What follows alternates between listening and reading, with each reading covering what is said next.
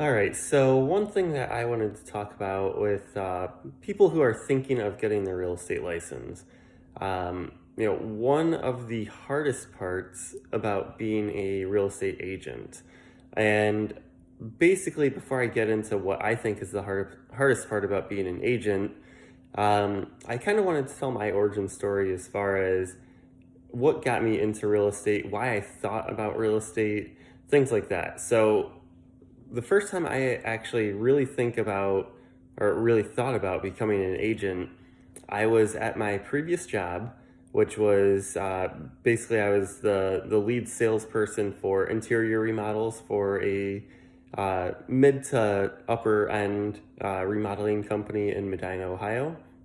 And I was driving to an appointment, and I had already, purchased my first condo with my wife. We had our first rental property. I've been in probably over 1,000 houses at that time, just with what I did for work, looking at kitchen, bathroom, and basement remodels. And I'm very analytical, and I like to crunch numbers. So I also crunch numbers from an investment standpoint too. So, between all of that, having that sales background, I was like, being a real estate agent and actually uh, selling a house and getting through the transaction, I'm like, it can't be that hard. And to be fair to myself, that's true most of the time. It's actually, that's not the hard part, is showing houses or, once you're under contract, making sure that it goes through. Sure, you'll hit some bumps in the road, but hopefully you'll learn from those. But the hardest part of being a real estate agent is just wearing all the different hats. And more specifically, the hat of lead generation. Because again, I'm very systems oriented. So, like, as far as once a property is under contract, I mean, you know exactly what you have to do or what you have to deal with, whether you're on the buy side or the sell side. Basically, there's a couple of hurdles that you have to hit or go over, and that's going to be inspections, appraisals, making sure earnest money deposits are there, making sure that the buyers aren't going out and doing anything that could potentially jeopardize the deal, such as financing large purchases, stuff like that. Um, Sometimes it could be a little difficult dealing with the emotions, primarily of the other side, if I don't get to speak with them directly, because I could usually smooth it over relatively well with my clients and then also relatively well with the other agent that I'm working with.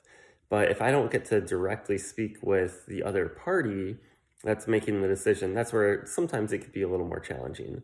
But the hardest part by far is definitely the lead generation, because when you're first licensed, not a lot of people are willing to put their trust in you to deal with the largest financial transaction of their life, probably to that point.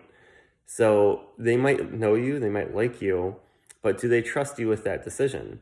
And luckily, I feel very blessed and fortunate that a lot of people um, did trust me in that regards. But again, the hardest part or the other hard part is just, some people don't even know that you're an agent. So getting your name out there, I didn't even have social media really. Like, I had a Facebook, I literally never posted. I didn't have Instagram. I was on LinkedIn, but didn't do much with that.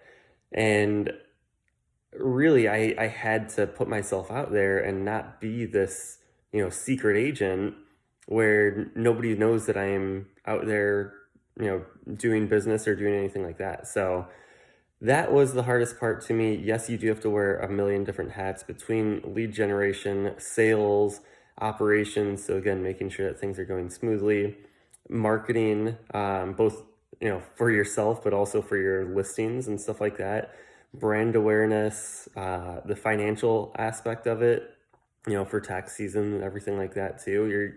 You're the CFO of your own company, basically. So, um, that's something that I think a lot of people kind of overlook. And really, if you don't have leads coming in, you're not going to make it very long. So make sure that you have a game plan, whether it's going to be cold calling, door knocking, really hammering and touching base with your sphere of influence.